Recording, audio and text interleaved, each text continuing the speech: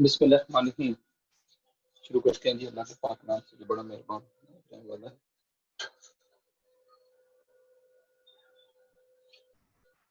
आज हम बेटा अपने टॉपिक को आगे कंटिन्यू करेंगे और वो टॉपिक नेम है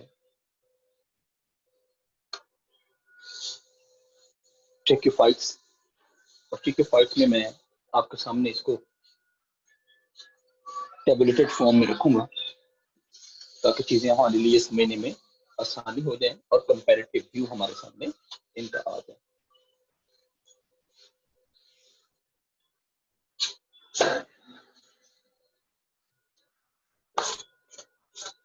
जी जी, ट्रैक्योफाइट्स में 4 ग्रुप हैं जी। एक ग्रुप है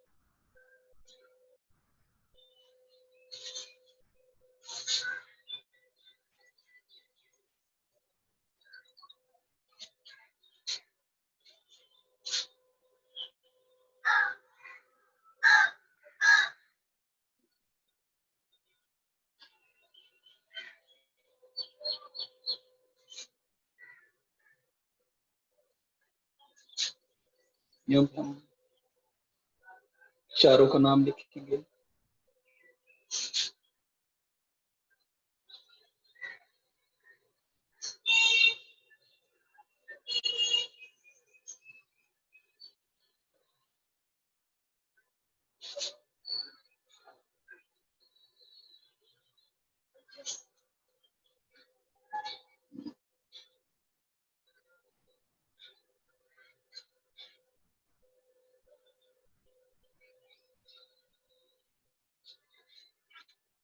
ये पीछे से बेटा मैं इसको लिख रहा हूँ, इधर थोड़ा सा मेरा ख्याल आउट चला गया, मैं इसको और क्लिक कर देता हूँ।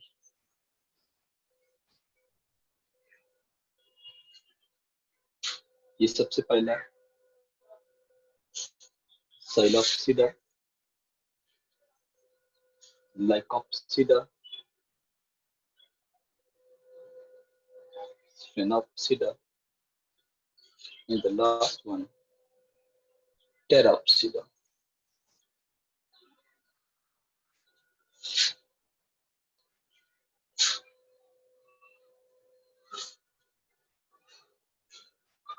ये मैं कैरेक्टर लिखने लगा हूँ, इसके नाम लिखता हूँ, इधर इसको लिखिएगा। ये तो जी डिवीजन्स, यहाँ पे हम लिखेंगे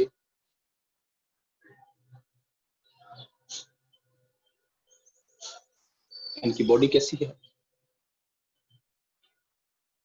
यहाँ पे हम लिखेंगे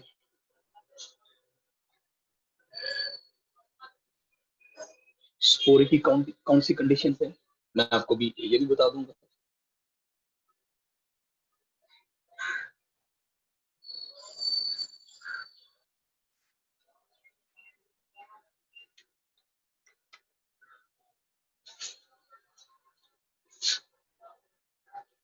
यहाँ पे हम लिखेंगे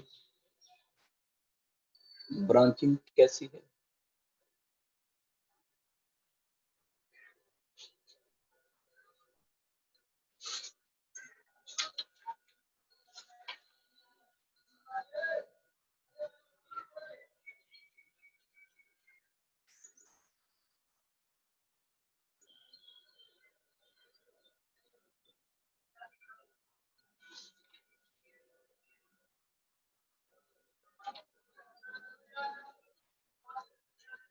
यहाँ पे हम लिखेंगे ओरेंजिया, यहाँ पे हम लिखेंगे एग्जाम्पल। चलिए सबसे पहले हम फिल करते हैं।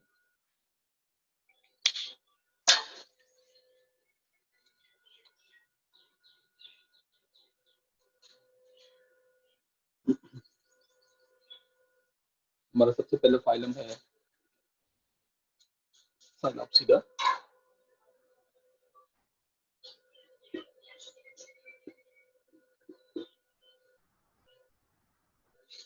The body is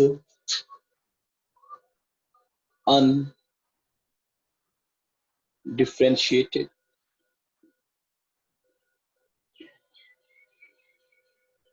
body undifferentiated है। आपको बेटा पता है इसके अंदर बकायदा तौर पर ये जो इसकी the body is composed over this stem, दो तरह का स्टेम होता है, underground and upper ground stem. जो अपर ग्राउंड स्टेम है उसके ऊपर स्पोरेंजिया लगते हैं, जो अंडरग्राउंड स्टेम है it works as the rhizoid, वो राइजोइड के तौर पे काम करता है। तो इसकी इसके ना लीफ होते हैं ना इसकी रूट्स होती हैं, सिर्फ स्टेम ही स्टेम होता है, तो हम इसको कहते हैं द बॉडी इज अनडिफरेंशिएटेड। अच्छा, इसमें सारे के सारी होमो स्पोरस होंगे। होमोस्पोरस से मुराद ये है बेटा कि इसमें सारे के सारे एक ही तरह के स्पोर्स होंगे। इनमें जो ब्रांच होती है you know very well, it's डाइकोटमसली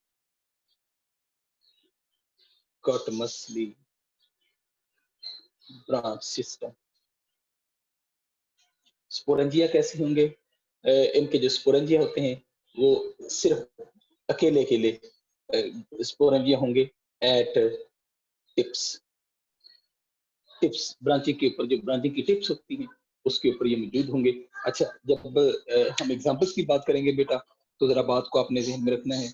मैं यहाँ पे दो तरह की एग्जांपल्स लिखूंगा।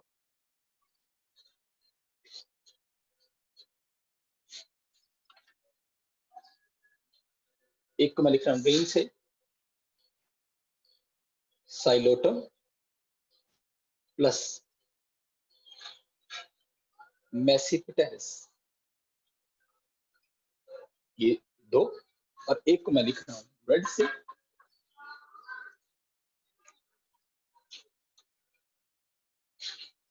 एक है कोक्सोनिया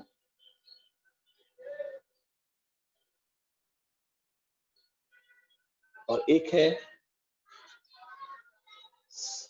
साइलोफाइटोन और तीसरी है हॉर्नियोफाइटोन। इसी के अंदर राइनोफाइटोन भी आ जाती है। हॉर्नियोफाइटोन, ये मैंने बेटा 5 लिखी हैं। जो रेड से मैंने लिखी हैं ये वाली, दे आर एक्सटिंक्ट।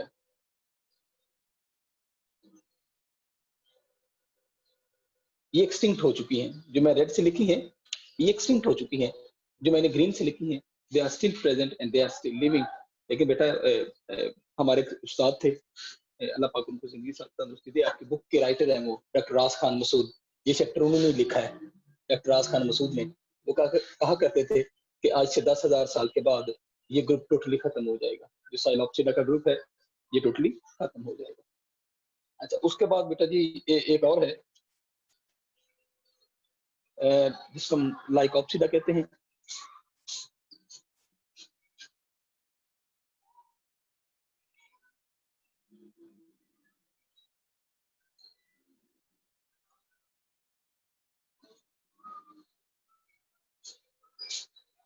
और ये जो लाइकोप्सिडा होते हैं they are very much advance than psilopsida. Psilopsida से ये थोड़ी सी एडवांस है। कैसी तरह देखिएगा,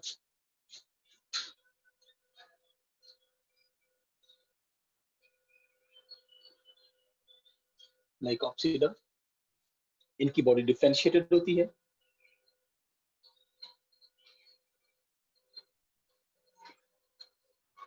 इसमें बकायदा स्टेम,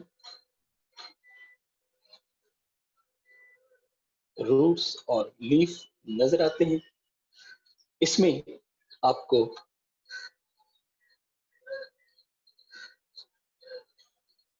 हेट्रोस्पोरी की कंडीशन नजर आती है। मैं आपको बताऊंगा वो कैसे।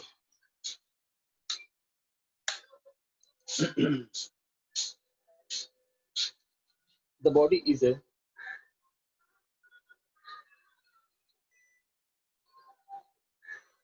dichotomously branched.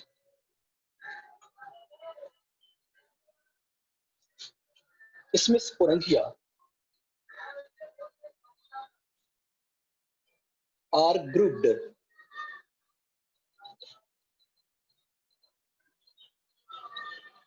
to form strobili. Strobilus बनता है।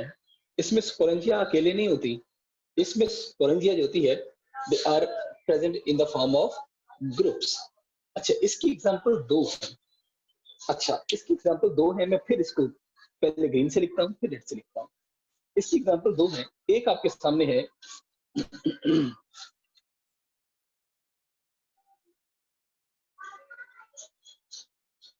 सिलेजिनेला,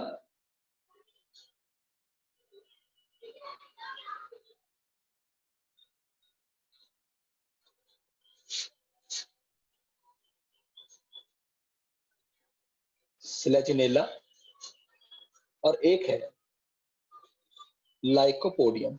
लाइकोपोडियम को मैं जरा थोड़ा सा डिफरेंस देता हूँ। एंड लाइकोपोडियम,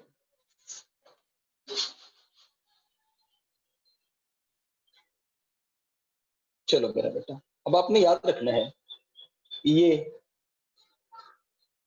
हेट्रोस्पोरस है सिलेजिनेला, और लाइकोपोडियम होमोस्पोरस है। मतलब इसमें दो तरह की एग्जांपल है, लाइकोपोडियम एंड सिलेजिनेला। जो सिलेजिनेला है इट इज हेट्रोस्पोरस। ये हेट्रोस्पोरी की एक कंडीशन है। हेट्रोस्पोरस से मुराद दो तरह के स्पोर्स हैं, एक माइक्रोस्पोर और एक मेगास्पोर। यहां पे मैं लिख देता हूं माइक्रो प्लस मेगास्पोर्स। ये दो तरह की कंडीशन यहाँ पे आपको मिलेगी। अच्छा, जो तीसरी टाइप है it's also very very important, और वो है बेटा स्पिनॉप्सिडा। सर जी जो बेटा, लाइकोप्सिडा है वो तो हेट्रोस्पोरस है, तो फिर होमो कैसे एग्जांपल हो सकती है इसकी? जो लाइकोपोडियम है ना, लाइकोपोडियम, जो लाइकोपोडियम है वो होमोस्पोरस में आता है। और जो इसका पार्ट है ना ये लेजिनेला, वो हेट्रोस्पोरस में आता है। इसमें दो तरह की एग्जांपल्स कोट होती है, आपकी बुक में लिखा होगा। Okay sir. बुक में भी ऐसे ही लिखा होगा। अच्छा जी, जब हम स्पेनॉप्सिडा की तरफ आते हैं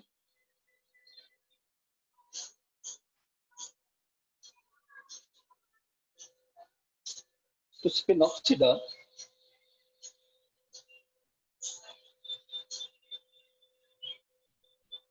इसमें भी बॉडी आपको डिफरेंशिएटेड, और एक चीज आपने नोट रखनी है, इसमें बकायदा आपको आर्थ्रोफाइट्स हम कहते हैं। आर्थ्रोफाइट्स क्यों कहते हैं? Because its body is composed of jointed parts, joints के ऊपर मुश्तमिल होती है। अच्छा, इसमें ये हमें होमोस्पोरस मिलते हैं। इसकी बॉडी भी डाइकोटोमसली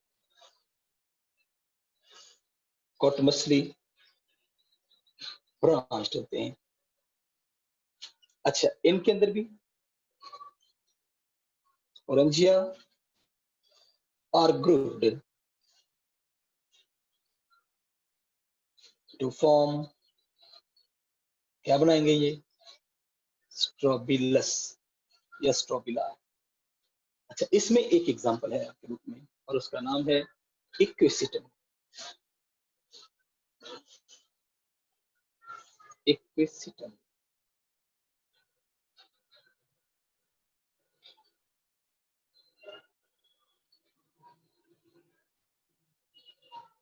इक्विसिटम। अच्छा, नेक्स्ट जब हम मूव करते हैं, हमारे पास एक बड़ा ग्रुप आता है बेटा, ये बड़ा प्लांट ग्रुप है और उसका नाम है जी टेरोप्सिडा। अच्छा, ये very well differentiated plant body, truly differentiated. आपको इसमें स्टेम, इसमें लीफ, इसमें रूट सारी नजर आती है। ये क्या होते हैं? ये तो भी टोटली हेट्रोस्पोरस होते हैं। अच्छा, इसमें ट्रूली डाई कॉटमसली ब्रांच हमें मिलेंगे। अच्छा, इसमें बकायदा तौर पर जो स्पोर्स होते हैं, स्पोरेंजिया जो होते हैं, वो स्ट्रोबिलाई तो नहीं बनाते, लेकिन स्पोरेंजिया दोनों बनती हैं, मेगा स्पोरेंजिया भी और मैक्रोस्पोरेंजिया भी, यानी मैक्रो और माइक्रोस्पोरेंजिया दोनों इसमें बनती हैं। इसमें स्पोरेंजिया अरेंज होते हैं, चाहे वो माइक्रो है चाहे वो मेगा है। अच्छा, इसमें 3 एग्जांपल हैं। हम लेंगे फर्न्स को, हम लेंगे जिम्नोस्पर्म्स को, और हम लेंगे एंजियोस्पर्म्स को इसमें। ठीक हो गया? तो ये आपके पास एक ओवरऑल कंपैरेटिव व्यू है। अब मैं चाहूंगा कि मैं जब हम इस टेबल को रेज करूं मैं अभी, तो फिर हम एक टेबल ड्रॉ करें जिसमें हम कंपैरिजन करें between gymnosperm, angiosperm and ferns का। तो आप प्लीज इसका स्क्रीनशॉट ले लें। मैं एक और टेबल ड्रॉ करता हूं जिसमें हम इंशाल्लाह इसका कंपैरिजन व्यू पेश करेंगे, जिसको आप सर आपने ये टेरोप्सिडा सिलोप्सिडा कहते हैं। में सर आपने ये सिलोप्सिडा में लिखा है ना कि बॉडी अनडिफरेंशिएटेड होती है और आगे स्टेम जी लिखा है, तो स्टेम का मतलब है कि स्टेम में डिफरेंशिएटेड होती है, मतलब जो स्टेम इसकी है वो डिफरेंशिएटेड होगी या फिर वो भी अनडिफरेंशिएटेड? जब बेटा हम बात करते हैं ना द बॉडी इज डिफरेंशिएटेड, तो इसका मतलब होता है बॉडी के कई पार्ट्स होते हैं, जिसमें लीफ है, जिसमें रूट है, जिसमें शूट है, जिसमें अपना रूट, शूट और लीव्स होते हैं। अच्छा,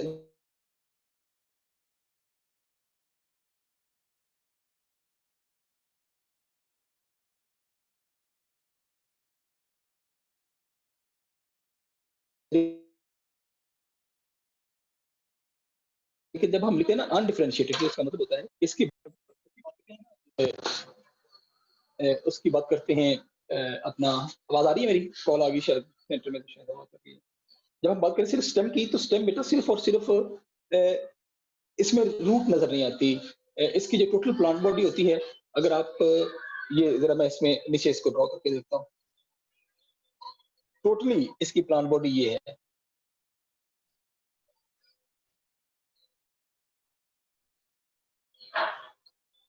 ये इसकी प्लांट बॉडी है,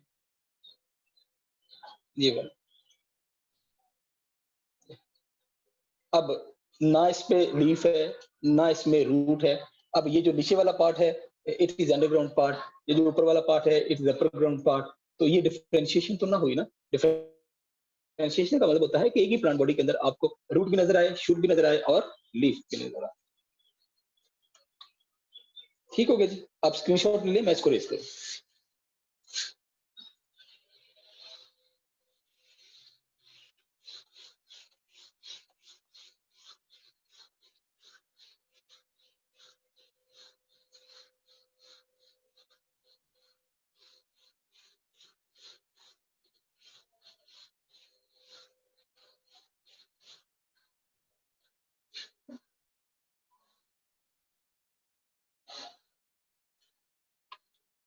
चलिए जी, हम इसी तरह टेबल ड्रॉ करते हैं।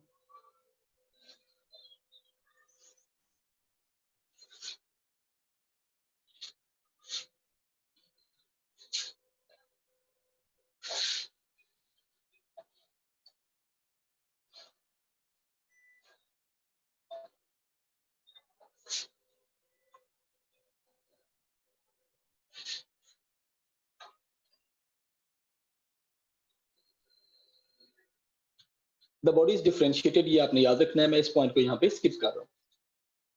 तीनों के अंदर बॉडी इज डिफरेंशिएटेड।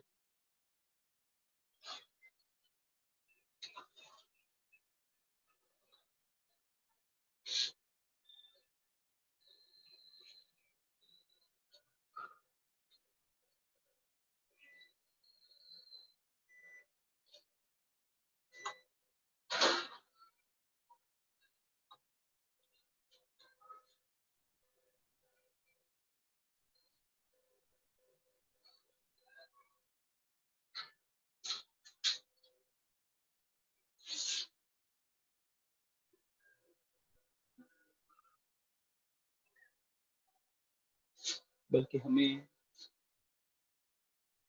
इसको यहाँ पे, ताकि अगर कोई चीज ओवरलैप करती है तो ओवरलैपिंग के दौरान नुकसान बढ़े।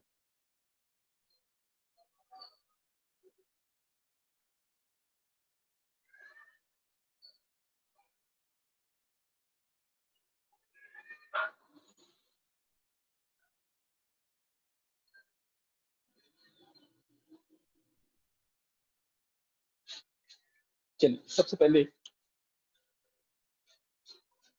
हम लिखते हैं फंड्स का।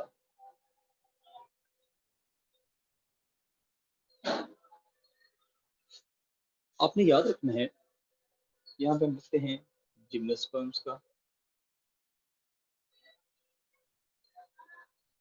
यहाँ पर लिखते हैं एंजियोस्पर्म्स का। सबसे पहले हम देखेंगे सीड्स बनते हैं, फ्लावर्स बनते हैं, फ्रूट्स है,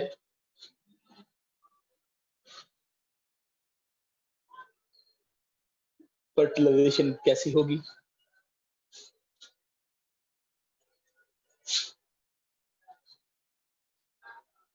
सबसे ज्यादा अडेप्टेड कौन से प्लांट्स होते हैं,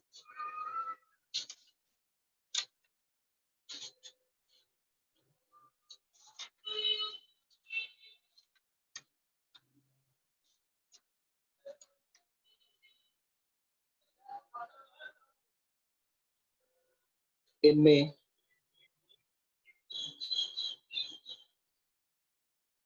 डोमिनेंट कौन सी जनरेशन होती है,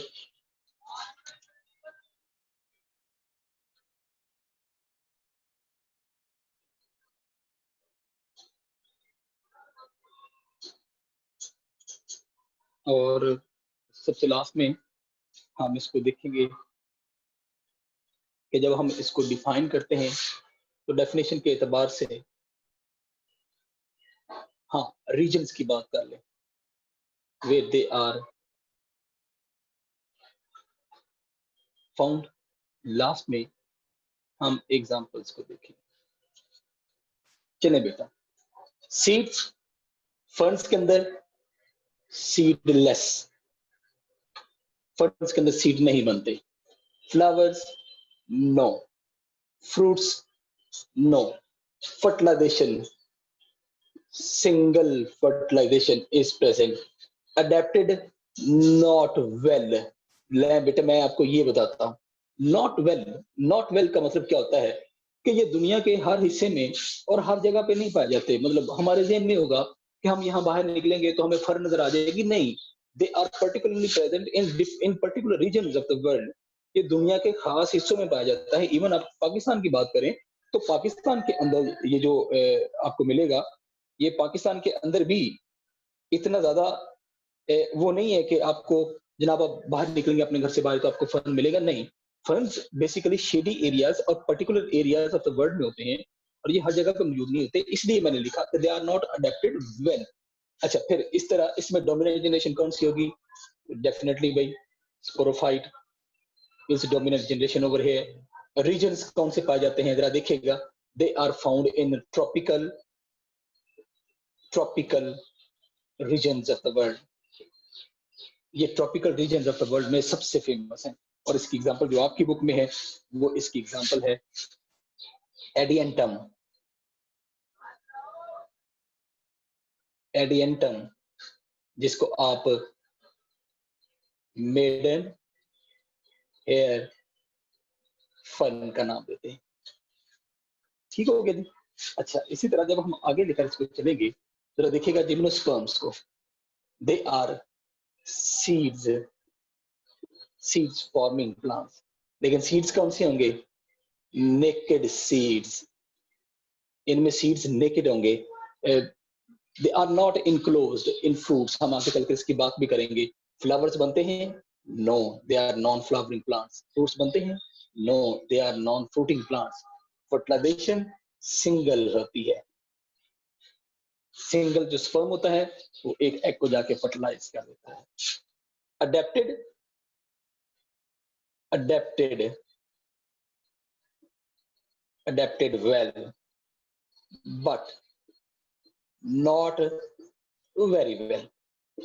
क्या मतलब भाई, ये दुनिया में बहुत सारे रीजन्स में पाए जाते हैं, बहुत सारे रीजन्स के अंदर आपको ये मिलेंगे। जैसे पाकिस्तान में आपको नॉर्दर्न एरियाज में मिलते हैं, इंडिया में आपको नॉर्दर्न एरियाज में मिलते हैं, चाइना में आपको नॉर्दर्न एरियाज में मिलते हैं। मतलब ये नॉर्दर्न एरियाज में आपको बहुत ज्यादा मिलते हैं। इसीलिए आप ये कह सकते हैं कि ये अडेप्टेड भी हैं, लेकिन उतने जरूरी नहीं है कि आप मतलब घर से बाहर निकले वैसे ही, जैसे मैं आपको पहले बता चुका हूँ तो आपको एक जिम्नोस्पर्म नजर आएगा, नहीं, आपको ये किसी पर्टिकुलर रीजन अगर कंट्री के अंदर नजर आएंगे। इसलिए मैंने देखा कि दे आर अडॉप्टेड वेल, लेकिन उस तरह से नहीं है जिस तरह से हम चाह रहे होते हैं। इसमें भी कौन सी जनरेशन है, स्पोरोफाइट इज डोमिनेंट जनरेशन। कौन से, ये ट्रॉपिकल के अंदर तो बड़ा फेवरेट है इसका, लेकिन टेम्परेट के अंदर भी हमें मिलता है। जैसे हमारे इलाके में मरी है, टेम्परेट रीजन के अंदर भी हमें ये मिलता है। ये सब टेम्परेट रीजन में अंदर भी हमें मिलता है। ये जो जरा थोड़ा सा आप मरी से नीचे आए, रावलपिंडी की तरफ आए, तो ये सब टेम्परेट सा रीजन बनता है। इसको हम कहते हैं कि यहाँ पे भी हमें मिलता है। इसकी एग्जाम्पल कई हैं, लेकिन Pinus roxburghi is a typical example of the angiosperm. Cycas revoluta, जिसे हम कंगी पाम कहते हैं, is a typical example of gymnosperm. Cedrus deodara, जिसे हम पाकिस्तान की कहते हैं कि ये पाकिस्तान का नेशनल ट्री है। पाइसिया is a typical example of gymnosperm. इसी तरह टेक्सास बकेटा, ये टेक्सास, ये भी टिपिकल एग्जांपल है जब हम जिम्नोस्पर्म की बात करते हैं। तो ये Pinus roxburghii, Pinus wallichiana, Cycas revoluta, Cedrus deodara, Picea sativa और टेक्सास बकेटा, ये सारी जो 5 की 5 एग्जांपल हैं, they are the examples of the gymnosperm. और जो जिम्नोस्पर्म्स होते हैं, they are naked seed plant. इसके अंदर जो सीड्स होते हैं, they are naked, they are not enclosed in fruits. जब हम बात करेंगे एंजियोस्पर्म्स की, तो जरा देखिएगा बेटा, ये जो एंजियोस्पर्म्स होते हैं, they are definitely seed forming plants, लेकिन seeds are enclosed into fruits. Seeds तो फ्रूट के अंदर है भाई। आप मैंगो खाएं तो सीड उसके अंदर इनक्लोज हैं, आप स्ट्रॉबेरी खाएं सीड्स क्लोज्ड हैं, आप जनाब जो आजकल लीची प्लम्स खाएं तो उसमें सीड्स आर इनक्लोज। तो जो सीड्स होते हैं, they are enclose in particular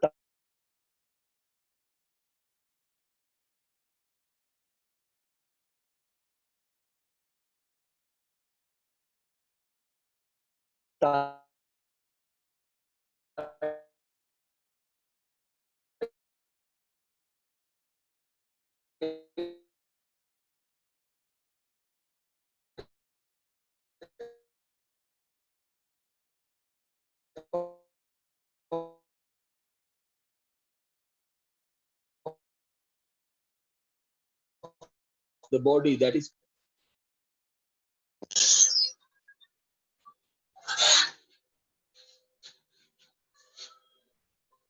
अच्छा। जब हम फ्लावर्स की बात करते हैं, yes, flowers are formed, flowers बनते हैं बेटा इनके अंदर। वो जो फ्लावर्स हैं वो आपको पता है टिपिकल, हम इसको कहते हैं कि जो फ्लावर्स होते हैं, दे आर रिप्रोडक्टिव पार्ट्स। जो फ्लावर्स हैं, they are reproductive parts of the plants. अच्छा, फिर ये फ्रूट्स बनते हैं, यस, ये फ्रूट्स जो हैं ये बनते हैं। और फ्रूट्स क्या होते हैं, आप इसको कहते हैं ripened ovary is called fruits। जब ओवरी राइपेंड हो जाती है, हम इसको फ्रूट कहते हैं। अच्छा, उसके बाद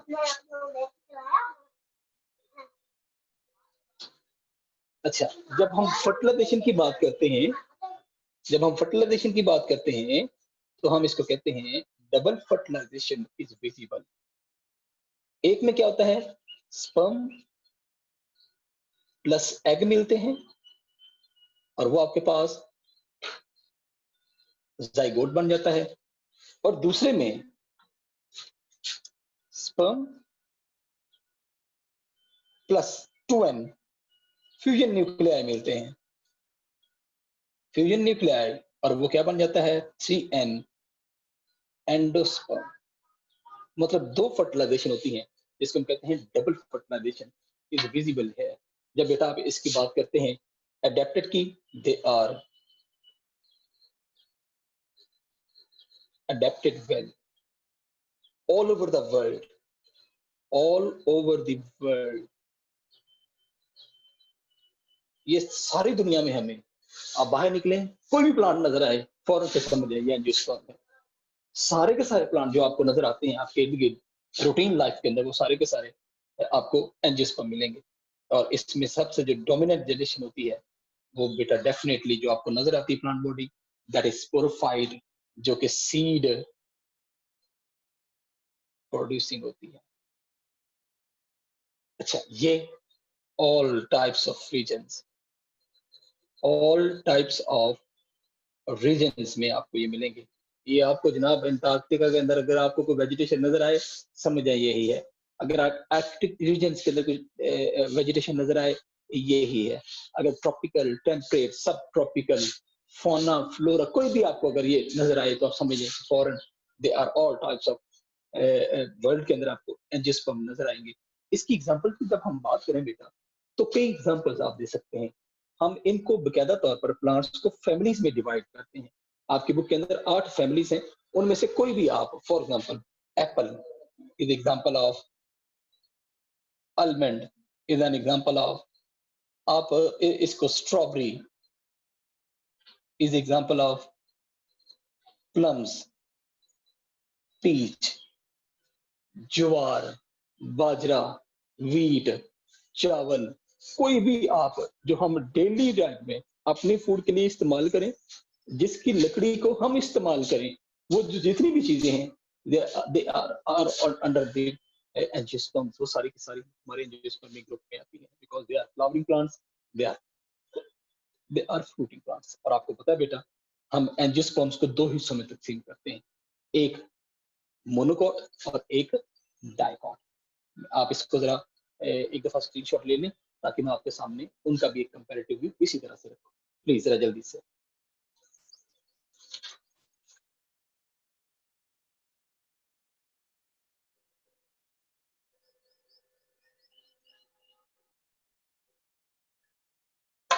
इसको रेज कर दूं?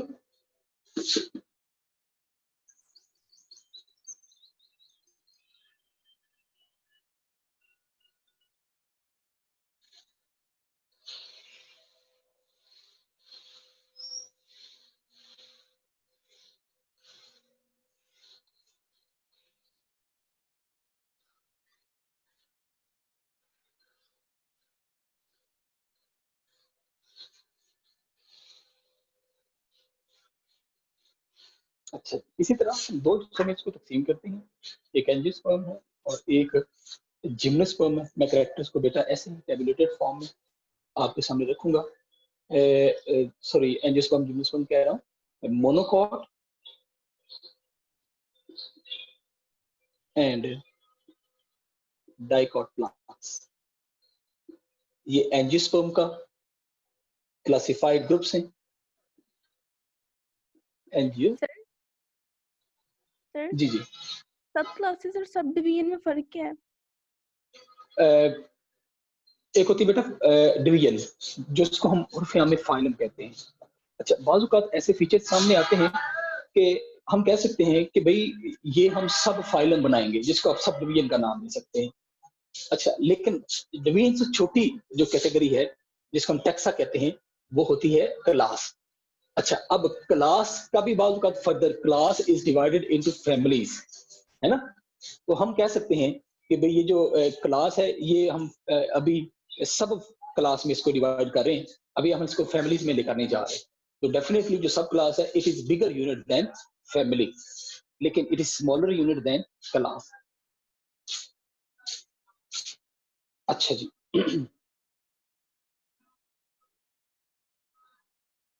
मतलब ये जो आप क्वेश्चन कर रहे हैं,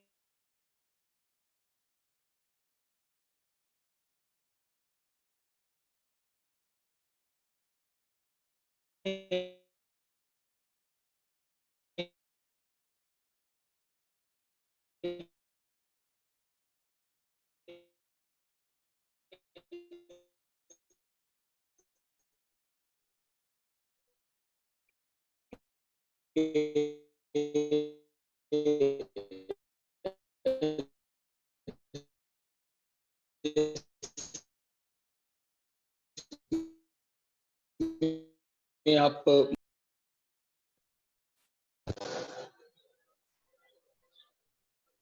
अच्छा जी,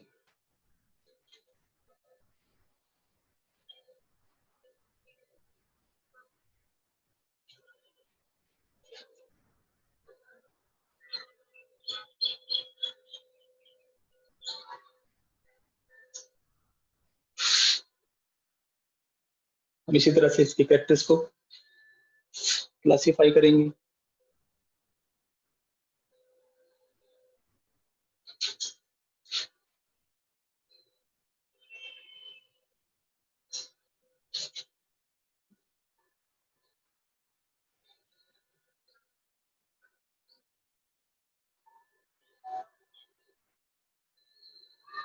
इसको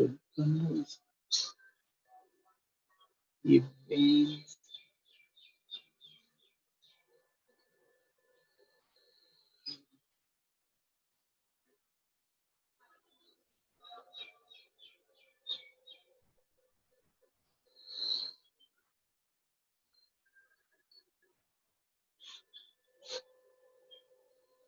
चलिए जी,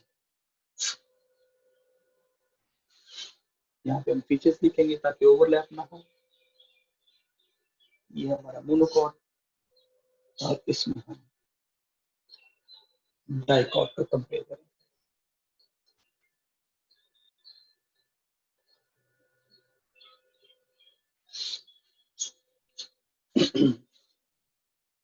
सबसे पहले हम यहाँ पे लिखते हैं it's a monocot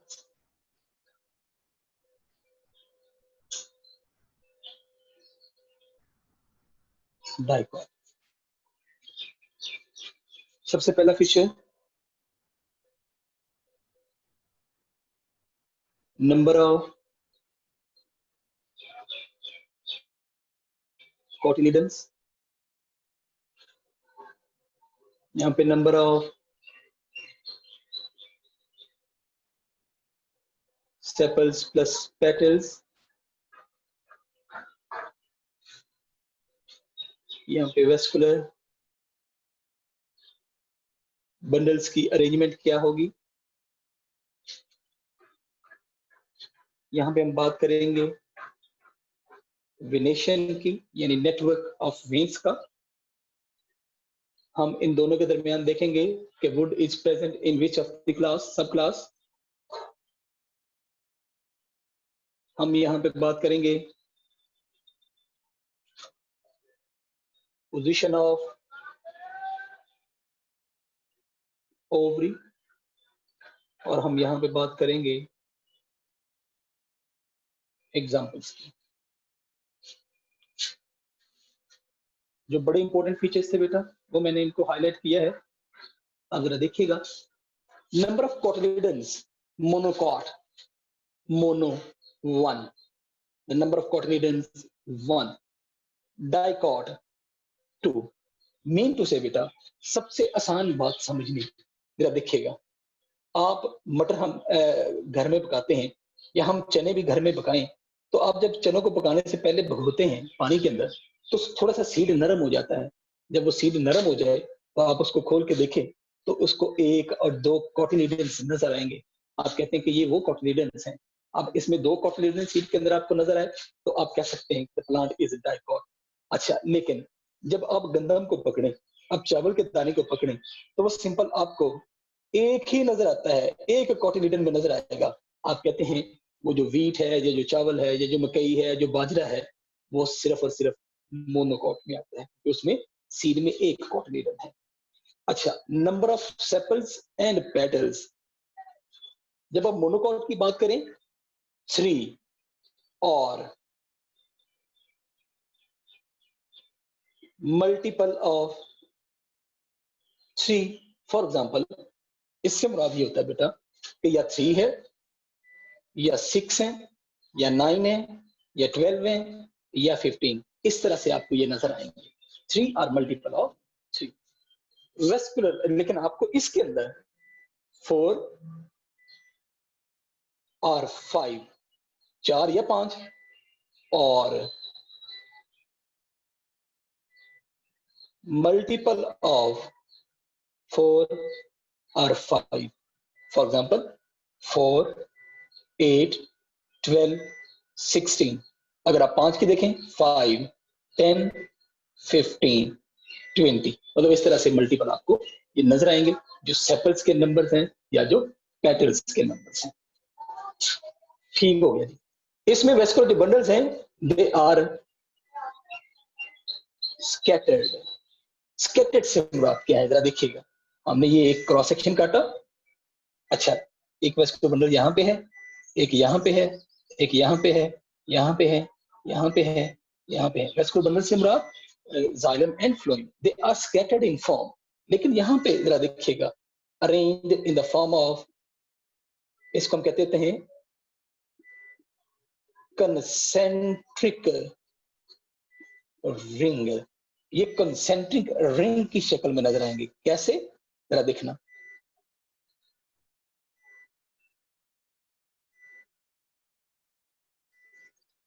they are formed in the form of, they are present in the form of concentric ring। ऐसे एक रिंग की फॉर्म में आपको नजर आएगा, इसको हम कहते हैं कंसेंट्रिक रिंग। वेस्कुलर बंडल्स आपको नजर आएंगे। अच्छा, जब हम बात करें विनेशन की, तो विनेशन इज द विनेशन इज पैरेलल, और इसमें रेटिकुलेट। हम बात अभी कर लेते हैं ये क्या बात है, जरा देखिएगा। फॉर एग्जाम्पल आपके पास ये एक लीफ है, ये आपको लीफ इस तरह से नजर आते हैं ये। अच्छा, लेकिन बेटा जब आप देखें ना, गौर से देखें, तो आपको इन वेन्स के दरमियान भी लाइनें नजर आती हैं। ये वेन्स ऐसे होती हैं जैसे बिल्कुल एक ऐसे नेटवर्क से बना हुआ है, हम उसको कहते हैं रेटिकुलेट। ये डाइकॉट के अंदर आपको मिलेंगे। लेकिन अगर आप मोनोकॉट की बात करें ना, मोनोकॉट की, तो मोनोकॉट को जरा देखिएगा, ये लीफ है, आपको इस तरह से सीधी सीधी वेन भागती हुई नजर आएंगी। They are parallel to each other, उनमें कोई जाल नहीं होता, कोई नेटवर्क नहीं होता, they are simply parallel to each other. ठीक हो गया जी। अच्छा, वुड एब्सेंट, कोई आप बेटा लकड़ी लकड़ी जो है वो मकई के अंदर लकड़ी नहीं देखेंगे, आप बनाना के अंदर लकड़ी नहीं देखेंगे। हाँ, आपको डाइकॉट के अंदर बकायदा बेटा वुड नजर आती है।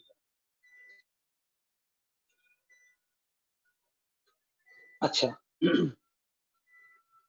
एक चीज मैं आपको बता दूं बेटा, यहाँ पे जो पोजीशन ऑफ ओवरी है, ये आपको सुपीरियर भी नजर आती है, इंफीरियर भी नजर आती है। मैं अभी आपको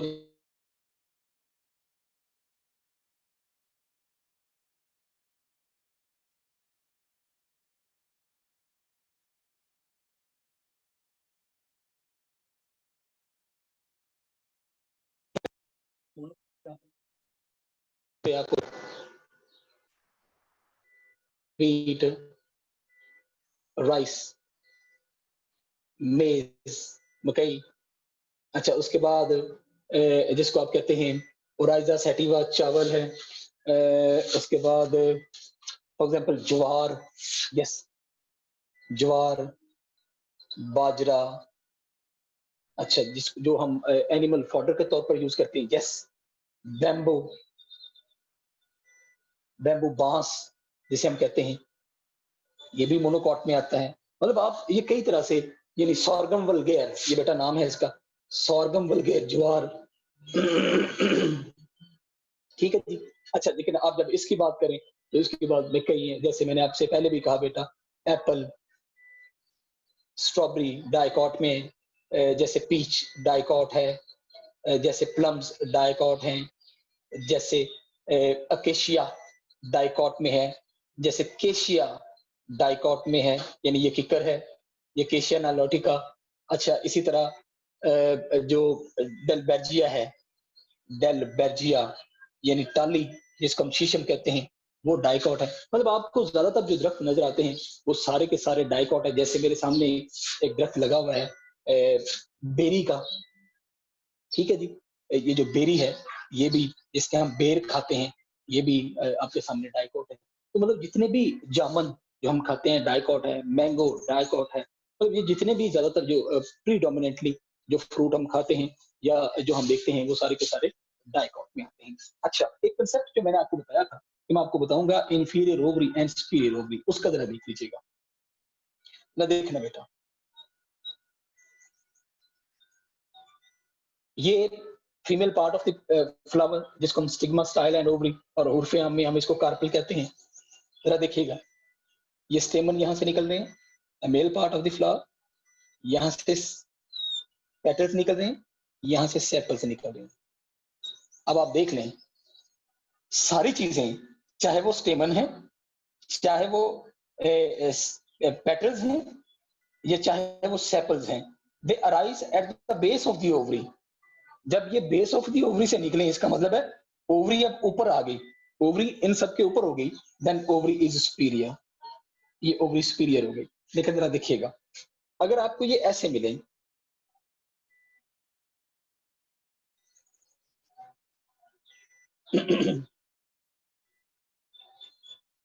ये स्टेमन, ये पेटल्स और ये सेपल्स, अब ओवरी डाउनवर्ड हो गई, आप इसको लिखेंगे द ओवरी इज इनफीरियर। बात समझ आ गई? जब ओवरी नीचे रह जाए, ओवरी इनफीरियर, जब ओवरी ऊपर चली जाए, ओवरी सुपीरियर हो जाती है। तो बेसिकली ये आपको इसके अंदर मिलेंगे जब आप मोनोकॉट सब क्लास और डाइकॉट सब क्लास की बात करते हैं। ठीक हो गया? इसमें कोई और चीज जरा दोबारा टाइप कीजिएगा, क्या क्वेश्चन आपने लिखा है बेटा? वो पॉपअप हुआ है लेकिन फौरन से गायब हो गया, रीसेंड कीजिएगा जरा।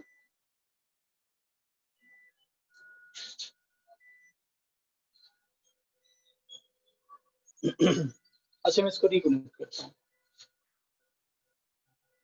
मैं रिकनेक्ट।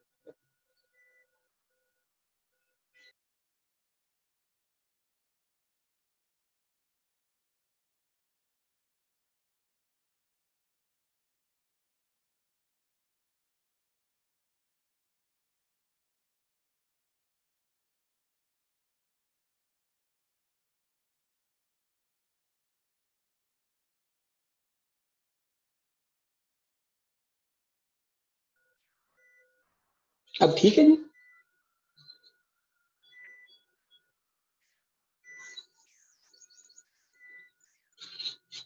चलिए, इसमें कोई क्वेश्चन बेटा आपका बनता है तो काइंडली वो जरूर पूछें।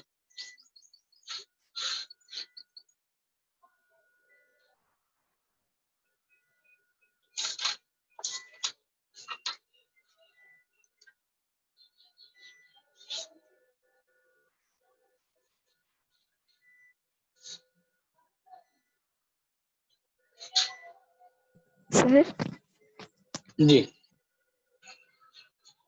सर जी, पीछे हमने पढ़ा था लाइकोप्सिडा और हेटेरोस्पोरस, लेकिन फिर उसके एग्जांपल्स में हमने पढ़ा था कि होमोस्पोरस भी होते हैं, हेटेरोस्पोरस भी होते हैं। जी।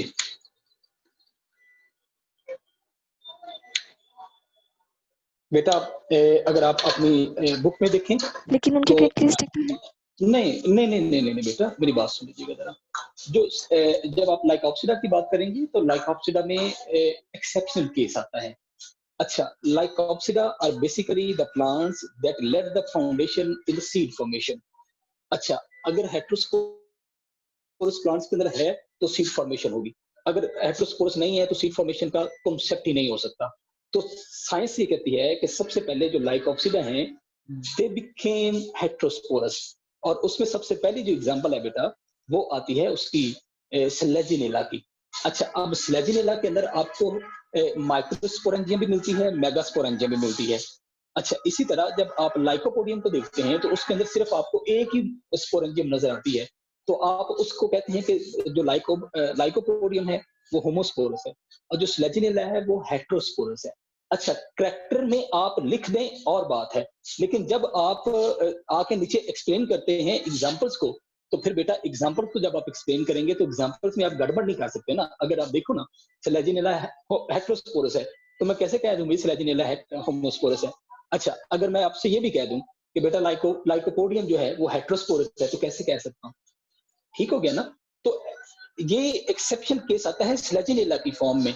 अच्छा, अब आप देखो ना, अगर आप देखो, पहले सबसे पहले हमने किया साइलोप्सिडा, फिर हमने किया लाइकोप्सिडा, फिर हमने किया स्फेनोप्सिडा। अच्छा, अब साइलोप्सिडा होमोस्पोरस, लाइकोप्सिडा में हेटेरोस्पोरस और होमोस्पोरस दोनों मौजूद है। अच्छा, स्फेनोप्सिडा फिर होमोस्पोरस हो गए, तो ये तो क्लासिफिकेशन में आता है ना ऐसा। ठीक हो गया? तो ये जो स्लेजिनेला है ये वाकई ही है हेटेरोस्पोरस है। आप स्लेजिनेला को एक्सेप्शन केस में लाइकोपोडियम में कंसीडर करते हैं। जी, और कोई क्वेश्चन? सर सिर्फ होमोस्पोरस नहीं होगा? आवाज कट गई आपकी जी।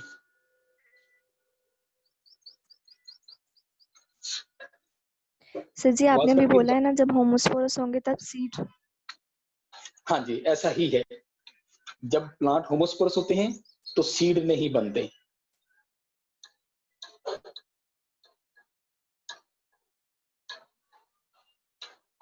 जब भी प्लांट होमोस्पोरस हो तो उसके अंदर सीड नहीं बनते। जब भी प्लांट हेटेरोस्पोरस होगा तो सीड बनते हैं।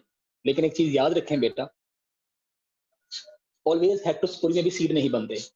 जैसे स्लेजिनेला हेटेरोस्पोरस से सीड नहीं बनते, फर्न हेटेरोस्पोरस से सीड नहीं बनते।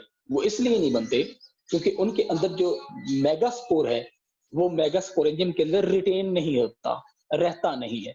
जब उसके अंदर बेटा रिटेन नहीं होता तो वो megaspore does not change into the seed, तो सीड की तरफ जाता ही नहीं। ये क्वालिटी जिम्नोस्पर्म में होती है और ये क्वालिटी एंजियोस्पर्म में होती है।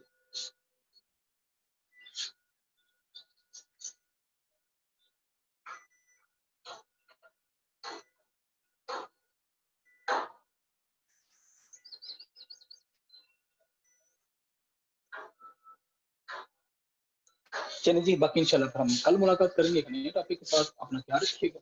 अल्लाह हाफ़िज़।